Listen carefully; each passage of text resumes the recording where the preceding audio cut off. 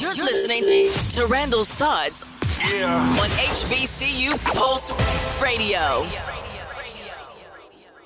Yes, so on today's Randall's Thoughts, I want to talk about commencement season. Yes, commencement season is an amazing time in college life. It signifies the end of your collegiate journey and the start of what we sometimes consider real adult life. Due to the pomp and circumstance of commencement, colleges often go out and get heavy hitter commencement speakers to motivate the graduating class. Just this spring, we've seen Oprah at Tennessee State, Ricky Smiley at Miles College, and Morris Chestnut at North Carolina A&T. But Howard always seems to get the heaviest of hitters to grace the stage as the commencement speaker. So this year, the Mecca invited our 46th president of the United States, Joe Biden, to address the spring 2023 Howard University graduates. President Biden was also awarded with an honorary doctorate in humane letters. President Biden is the 7th sitting U.S. president to speak at Howard's commencement, which in itself is amazing. But of course, what should have been a positive moment has turned negative. People have turned President Biden's speech into a political ploy to weaken support for his re-election campaign.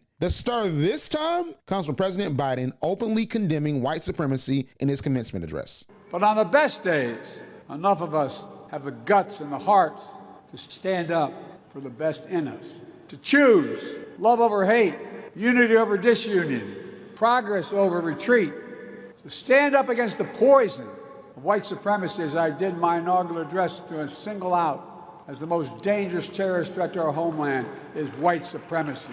And I'm not saying this because I'm at a black HBCU. I say it wherever I go. This one moment from the speech took on a life of its own, with detractors saying he was quote unquote pandering to black voters by speaking about white supremacy and racism at an HBCU. To say that President Biden is pandering, saying this at Howard during his address, is honestly absurd. Listen, it's okay to have a valid criticism, but folks are obsessed with finding anything to challenge the Biden-Harris administration. Let me give you an example of valid criticism that I have for President Joe Biden. I've watched nearly every speech that President Biden has given, and I've definitely watched every speech he's given at an HBCU during his tenure. His commencement remarks seem to always have the sound of a campaign stump speech. And to be honest with y'all, I am not the biggest fan of that, as I believe that commencement speeches should be all about giving words of encouragement to the graduates, as well as a few tips for the journey ahead. When President Biden speaks at an HBCU, especially for commencement, it sometimes sounds as if he's listing his accomplishments with black people and reaffirming his commitment to standing against racism and white supremacy.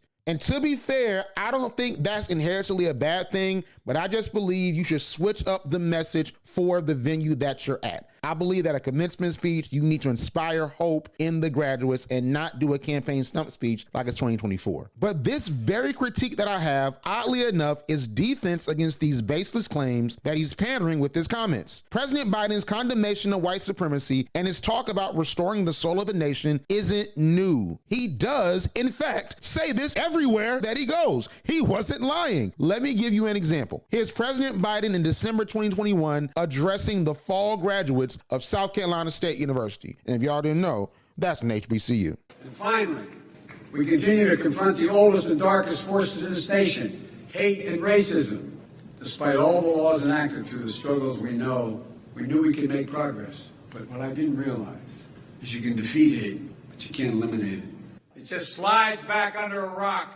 And when given oxygen by political leaders, it comes out ugly and mean as it was before. We can't give it any oxygen. We have to step on it. We have to respond to it. It's not who we are. Now, doesn't that sound oddly similar to what President Biden said at Howard? I'll do you one better. You might say, well, Randall, like you said, South Carolina State is an HBCU. He was pandering there too. Well, here's President Biden in May 2022 speaking at his alma mater, the University of Delaware, during their spring commencement. I decided to seek the presidency when I had concluded I was a professor at Penn. I wasn't ever going to run again, and I meant that from the bottom of my heart. And then Charlottesville. In the United States of America, in the 21st century, people coming out of fields at night carrying torches. Close your eyes, remember what you saw.